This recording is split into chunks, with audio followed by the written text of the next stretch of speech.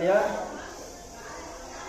kemarin kalian sudah melakukan ulangan harian terkait dengan bagaimana pembelajaran sebelumnya, yaitu terkait dengan norma. Apa itu norma? Nah, masih ada yang dari penyataan? Coba, apa itu norma? Yang bisa tanpa buku itu pakai tangan. Ayo. Siapa namanya?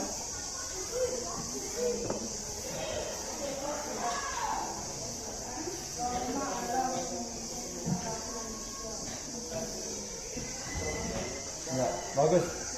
Jadi ya, bisa dikatakan norma itu merupakan hal yang mengatur tingkah laku manusia. Berarti itu juga sudah termasuk bagaimana pengertian norma. Pengertian norma itu kan merupakan pedoman atau aturan di dalam kita berkehidupan, berbangsa dan bernegara. Dimanapun kita berada, norma itu tetap berlaku. Norma itu juga bisa dia bersifat lokal, bisa juga bersifat universal. Ada yang lokal, ada yang universal, gitu. Baik, sebelum saya lanjut, tadi sebagai pemanasan saja, Bapak Guru akan mengabsen kalian. Aditya,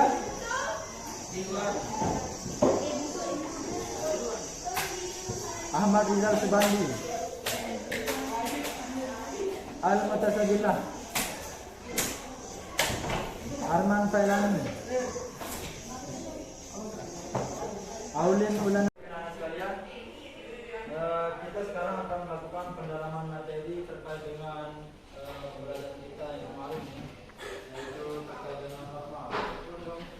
Tadi sudah dijelaskan atau diterangkan dengan kalian, siapa namanya? Bayan. Nah, tadi dijelaskan sedikit itu norma itu merupakan aturan atau pedoman dalam menjalankan hidup, ya. Nah, bisa juga dikatakan seperti itu. Norma itu merupakan pedoman atau aturan kita dalam bertingkah laku di dalam masyarakat. Baik itu secara baik itu dengan teman sebaya atau dengan orang tua. Nah, kemudian saya tanya kepada kalian, ada berapa jenis norma? Apa lihat buku yang bisa siapa? Ada berapa? Itu berdasarkan apa? Berdasarkan apa itu yang empat? Berdasarkan apa? Berdasarkan apa? Berdasarkan sumbernya ada empat. Yang pertama norma apa?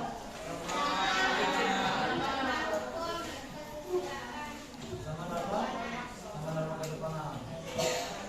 Sekarang kalau saya minta kalau dicontohkan norma agama dalam lingkungan sekolah bagaimana? Apakah cukup dengan berdoa saja? Apa ada yang lain?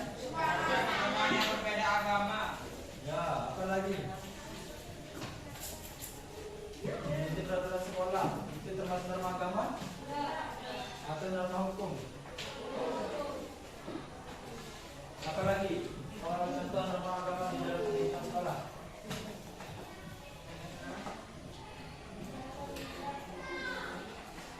Apa?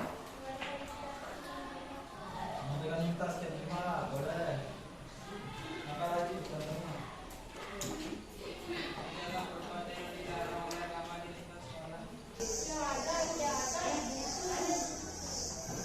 Negara Republik Indonesia. Yang gak bisa nulis kemarin siapa? Negara apa, Pak?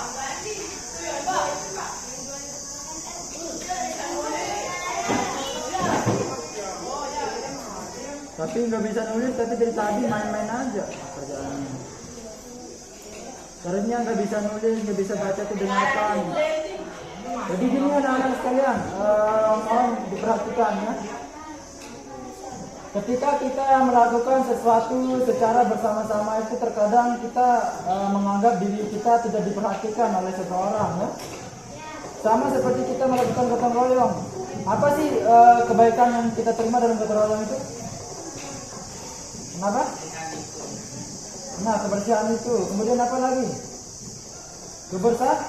Kebersamaan. Kebaikan apa lagi? Jiwa korsa. Jiwa korsa itu menanggung itu sama-sama merasakan bagaimana sakitnya, bagaimana lelahnya kita bergotong royong. Jadi ketika kita melakukan sesuatu, itu usahakan ambil apa kebaikan yang kita bisa dapatkan dalam mengerjakan sesuatu itu. Pasti ada kebaikan. Terlebih lagi dalam gotong royong, dalam belajar. Kalau kita tidak bisa nulis, kalau kita tidak bisa baca, usahakan kita mendengar bagaimana penjelasan dari guru kita, dari orang lain. Tidaknya seperti itu. Jadi walaupun saya nanti keluar, ada yang masuk di telinga kalian gitu. Bukan mantul dia. Masuk telinga kanan, keluar telinga kanan. Usahakan masuk telinga kanan, keluar telinga kiri. Artinya ada yang tersalin sedikit saja dari apa yang saya sampaikan begitu. Misalkan saya sampaikan norma kesopanan. Bagaimana ketika kalian masuk ke dalam sekolah? Kalian masuk ke dalam sekolah, melihat guru, salaman atau tidak? Salaman. Ucap salam atau tidak? Ucap salam. Ucap selamat juga, selamat pagi. Kalau bagi yang Islam, assalamualaikum gitu kan? Kalau agama yang lain menyelesaikan selamat pagi, ada yang salam sejahtera, ada yang swastiastu, kan? Nah, itu juga merupakan bagaimana bentuk rasa toleransi dan juga dengan rasa kita terhadap sesama berumat beragam agama di dalam sekolah.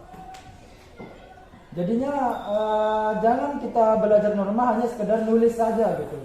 Norma itu harus diresapi baru kita bisa paham apa sih pentingnya norma bagi kehidupan masyarakat?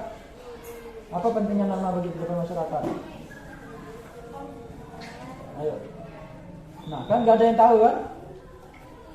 Padahal sudah saya berikan contoh bagaimana penerapannya, bagaimana sanksinya, bagaimana dampak yang baik bagi penerapan norma dalam masyarakat. Coba apa pentingnya norma bagi masyarakat? Ayo, siapa yang tahu? Buka dah bukunya. Apa pentingnya norma? Ya, jadi pedoman hidup. Apa lagi? Apa lagi? Mengatur hidup. Nah, mengatur hidup. Apa lagi?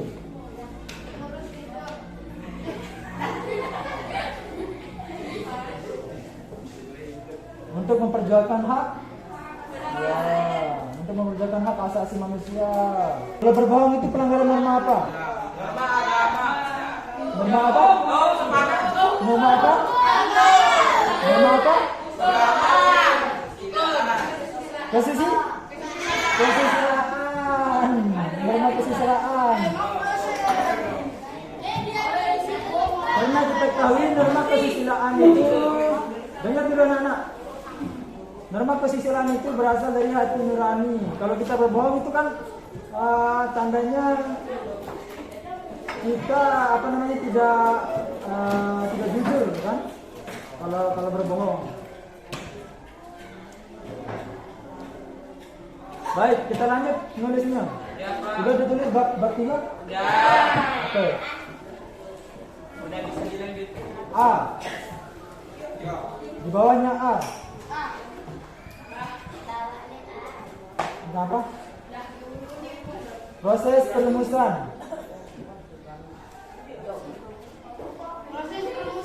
Ya.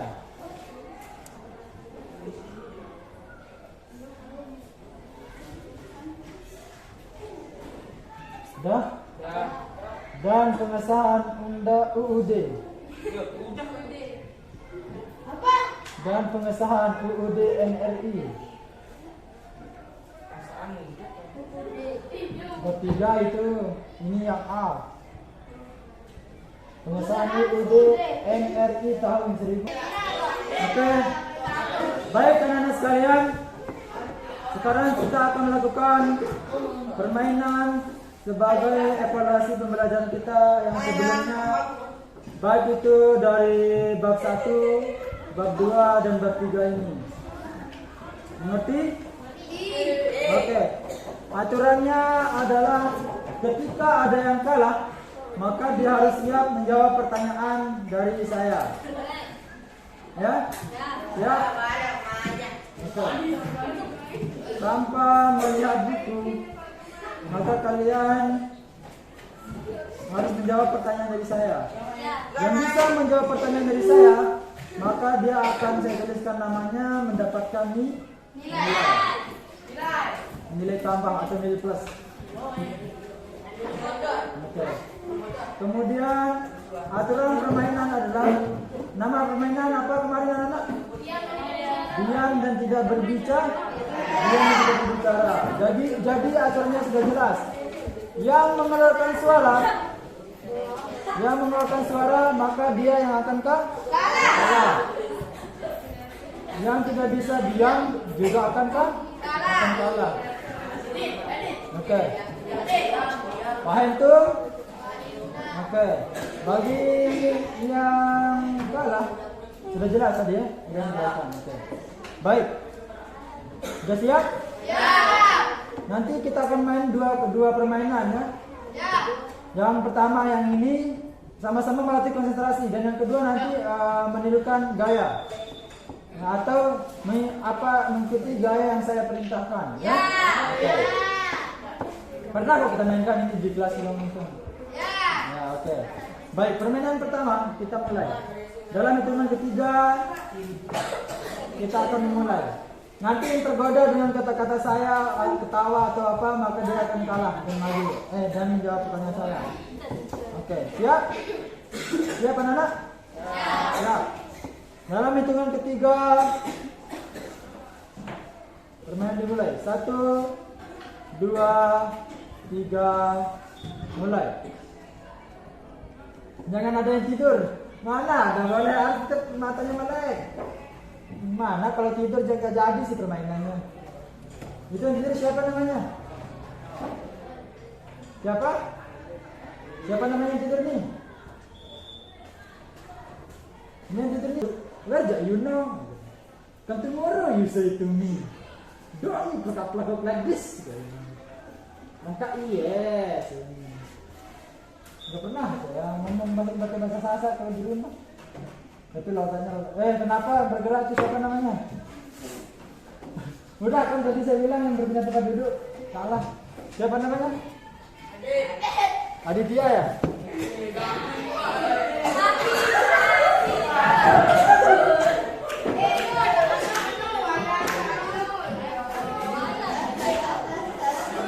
Oke, Aditya.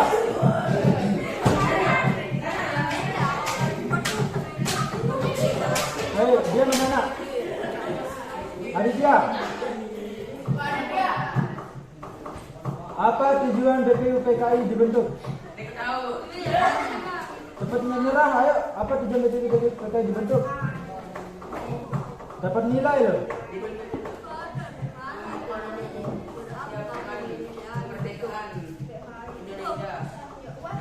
Apa?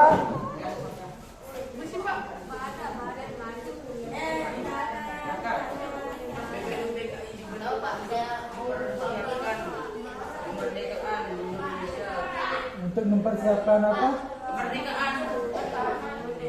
Kemerdekaan Indonesia.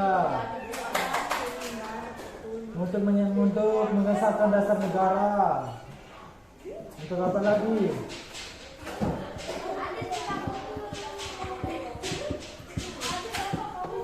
Oke.